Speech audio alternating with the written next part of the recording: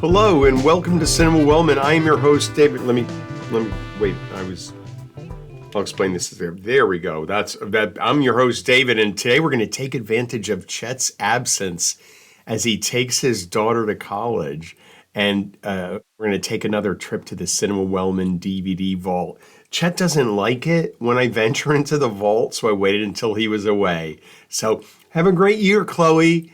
Go you Huskies! The first time we ventured into the Cinema Wellman vault, we looked at some odd multi-movie packs I collected over the years, and today we're going to take a look at some DVDs that I actually purchased at some point in my life because I guess I thought I needed to own them. Now, I mentioned earlier that at the peak of my DVD madness, my collection consisted of well over 300 movies. My half a house at Franklin had a sweet walk-in pantry with a bunch of shelves for tons of food storage, and I used it to store all of my DVDs. So there's that. There's no denying that I'm a big fan of rewatching movies. I once had a database of all the films I had seen over 10 times, and it was over 100 films long. So I absolutely love a rewatch. Jaws, religiously every 4th of July, annual screenings of The Big Lebowski, New Year's Eve viewings of Casablanca with Meatloaf. Yes, yes, and yes. But 300 DVDs? Was that pantry the Criterion Closet? I wish. So let's begin with a rom-com. Love Actually from 2003. This is not AI. This is not CGI. It's not being put into my hands. Those of you that know me, it's not being put here. This is real. What on earth is going on with everything I've said over the years about how much I dislike rom-coms? Why on earth would I own a copy, a Blu-ray, no less, of a holiday rom-com? Well, do you have anything in your possession directly related to an ex? Yes? No? Don't want to think about it? I bought it because I thought we'd watch it together for many years. 10th anniversary edition, haven't watched it in 10 years. You want it? Email me your address, cinemawellman.com. It's yours. Next, from 2006, unknown, not rated, 85 minutes. IMDb says 6.4, directed by Simon Bard. IMDb also tells us 5 men wake up in a locked-down warehouse with no memory of who they are. They are forced to figure out who is good and who is bad to stay alive. This is an excellent cat and mouse thriller that will keep you guessing throughout. The cast is tremendous. Those 5 men are played by Jim Caviezel, Greg Kinnear, Joe Pantoliano, Barry Pepper, and Jeremy Sisto. So the 85 minutes are in good hands. I remember buying this because I thought it would be a good movie to screen with guests, something they probably hadn't seen. I don't recall how it ends, so I'm pulling this one out of the vault. That's getting a rewatch. I mean, next up is another film with the same title from 2011. We have Unknown. You know what's unknown about this movie other than the title? My memory of anything about it other than it stars Liam Neeson's. It's my referring to this DVD thing as madness or a problem. You know what else is unknown about this movie? Why I bought it. The box says something about a coma and Diane Kruger and January Jones. Nope. Still unknown. Not a blip on the Cinema Wellman. Nope. Next, a movie not titled Unknown, but another rom-com? Kate and Leopold from 2001, PG-13, 118 minutes. That's long frame. IMDb says 6.4. James Mangold directs. Let's go to IMDb, see if there's a valid explanation for this.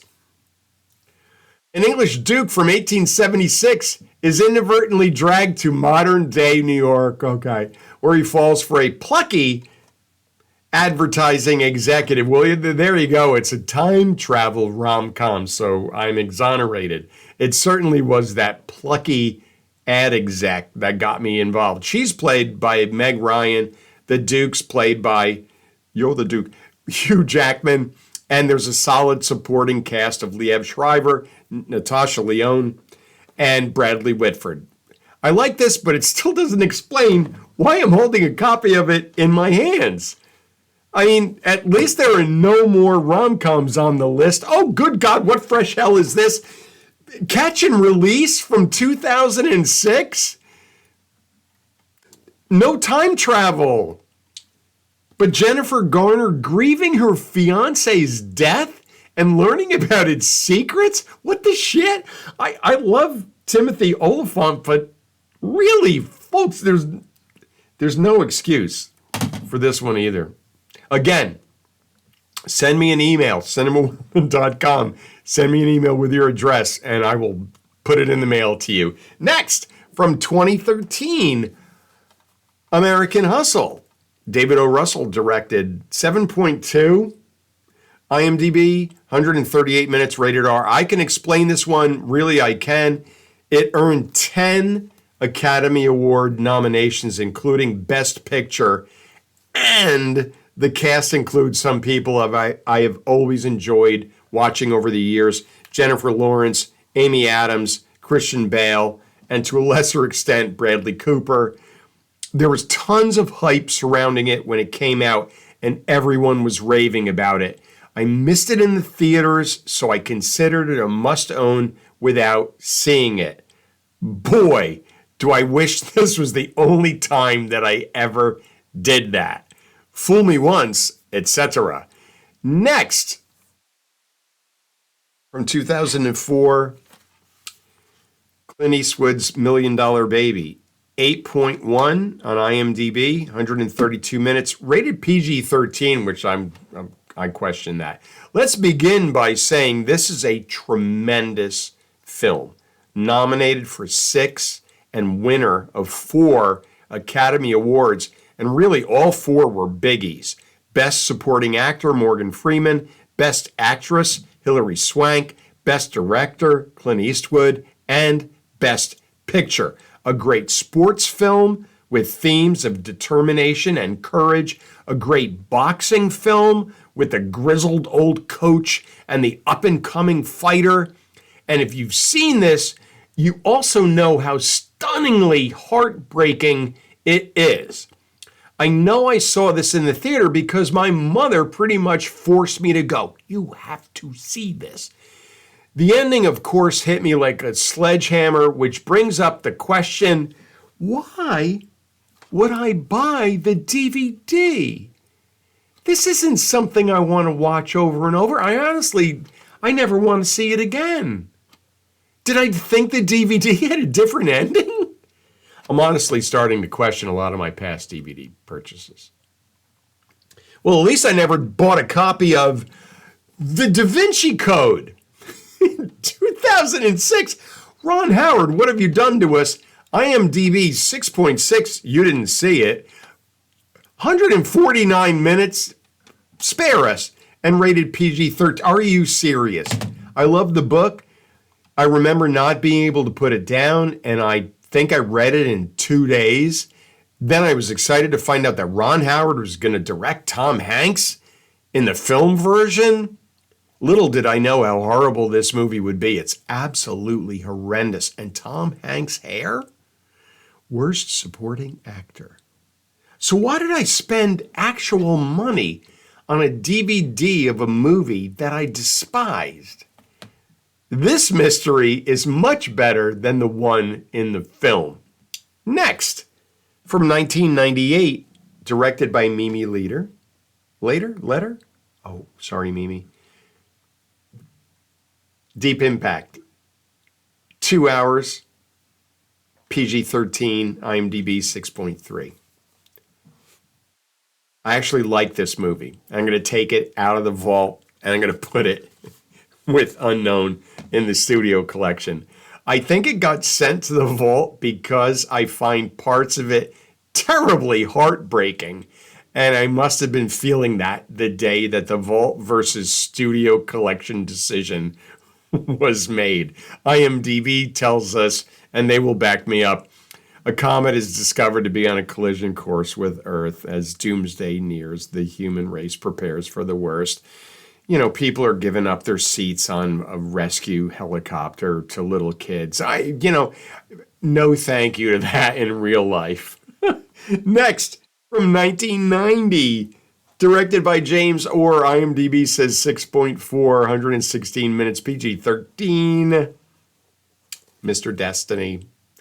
This movie will forever be grouped with Midnight Run because of the all too frequent screenings of both that had Lisa asking, You're really watching this again? Yep. IMDb, unhappy Larry Burroughs sees what his life could have been like if he had hit that winning home run as a teenager. Nothing really new here with the alternate paths, the road not followed, etc., etc. That being said, I'm a total sucker for this movie. Jim Belushi's not a great actor, but he manages to make his way through this fantasy that has two paths for him. One in which he's married to Linda Hamilton, and the other in which he's married to Rene Russo. Boo-hoo. This movie was made in 1990, so Michael Caine is in it, and he's delightful as the bartender mixing up the magic cocktails for Belushi. I am an unapologetic fan of this movie.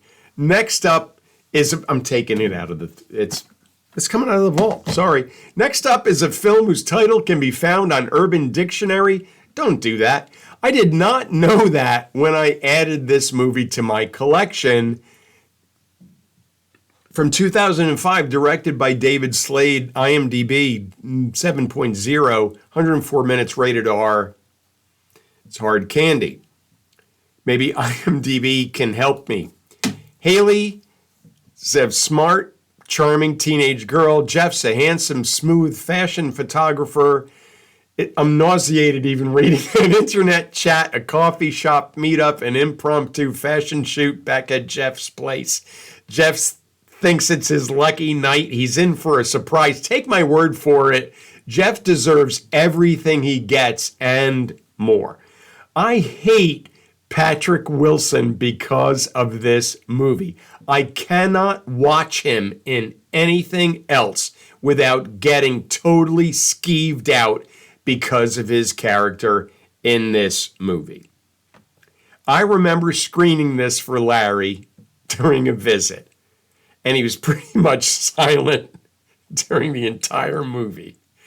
During the closing credits, he turned to me and said, "Why the hell would you show me that?" Valid question, indeed. Why did I buy this DVD? To show it to Larry, I guess. Next, from 1998, directed by Mike Nichols, IMDb 6.7, 143 minutes, rated R, primary colors. IMDb says a man joins the political campaign of a smooth operator candidate for the President of the United States. I'm not a big John Travolta fan other than Pulp Fiction, but the supporting cast is stellar from top to bottom, including Emma Thompson, Kathy Bates, Billy Bob Thornton, and Maura Tierney.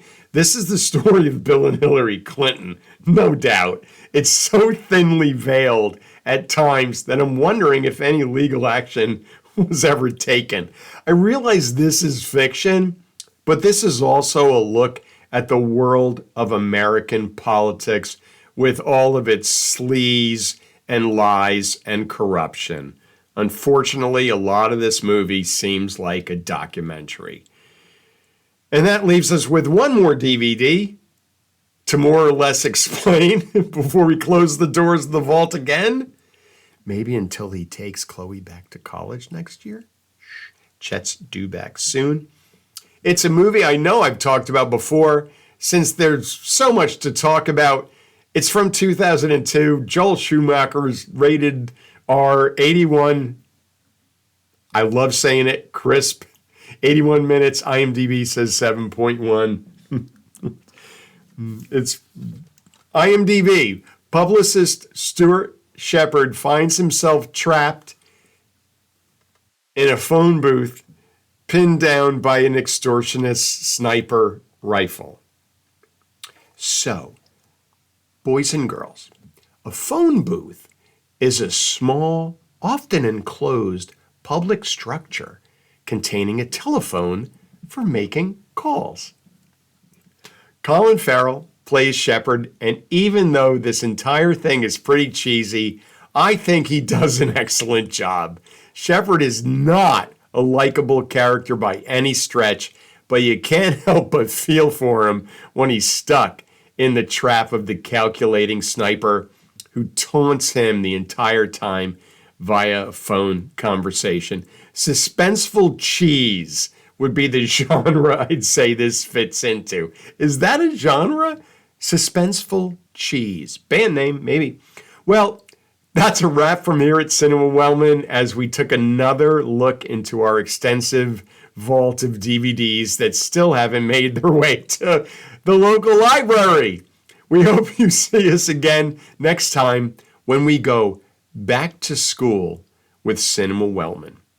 2 different school movie episodes are in the works for you. There's a morning session and there's a late evening session. So don't be late for that. Until then, take care.